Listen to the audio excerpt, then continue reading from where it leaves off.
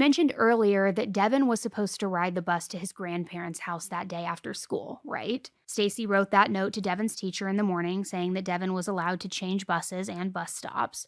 But as we know, Arone is a sick, twisted individual, and seemingly on a whim, he decided to switch things up with that plan. He knew where Devon went to school, again because he was family.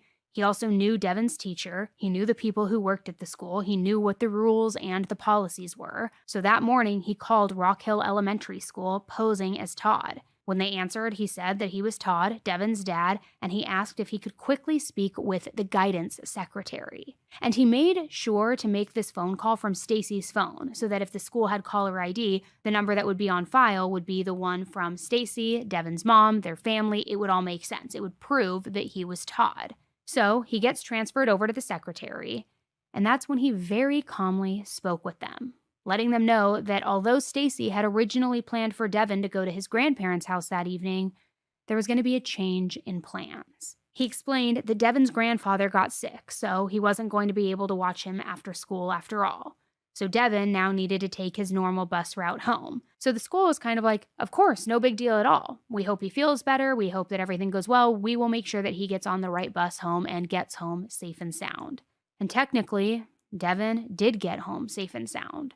It was once he was home, in his usual happy and safe space, that he was now in a literal nightmare. Devon was 8 years old, and if you don't have an 8-year-old or if you've never been around one, you might think that they're just young and naive, but at that age, they're pretty smart. They're old enough to be pretty intuitive as well, especially about different situations that are around them. They also are old enough to make note of differences in their usual routine, and they're bold enough to ask why. Kids don't really have a filter at that age, so if something feels off or if something's different, they will just outright ask the question or say it. Sometimes to their detriment because they don't know if they're being off-putting or rude, at least my son sometimes, but they don't have a filter. So when Devon got home, he was taken by surprise. I mean, usually it was his mom Stacy at home waiting for him, or even his dad Todd if he had the occasional day off. But regardless, it was almost pretty much always one of his parents.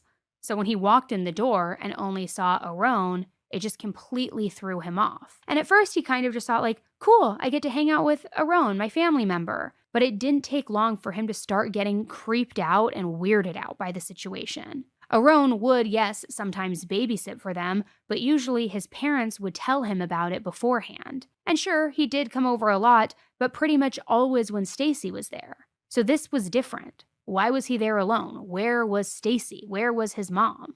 The two of them sat in the living room together, talking about what Devon had done at school that day. However, once the conversation ended, things started to get pretty awkward. Being a normal 8-year-old, Devon started asking questions like, why are you here? Where's my mom? Where's my dad? And eventually, Arone got annoyed with Devon, annoyed by this line of questioning. The questions were back to back, one after another, and Devon wasn't accepting a simple, just because as an answer. And I guess when Arone originally planned for Devon to come home that day, he just thought that it wouldn't be that big of a deal. Like Devon would just roll with whatever he said. He wouldn't ask any questions. He wouldn't push on anything. But this now was not proving to be the case. And even weirder is all day long, while Arone had been at the house with only 2-year-old Braxton, he was almost like playing house with him, pretending like he lived there, taking care of Braxton, changing his diapers, feeding him, even laying him down for a nap at one point, like stepping in to this role as though he is the parent in all of this.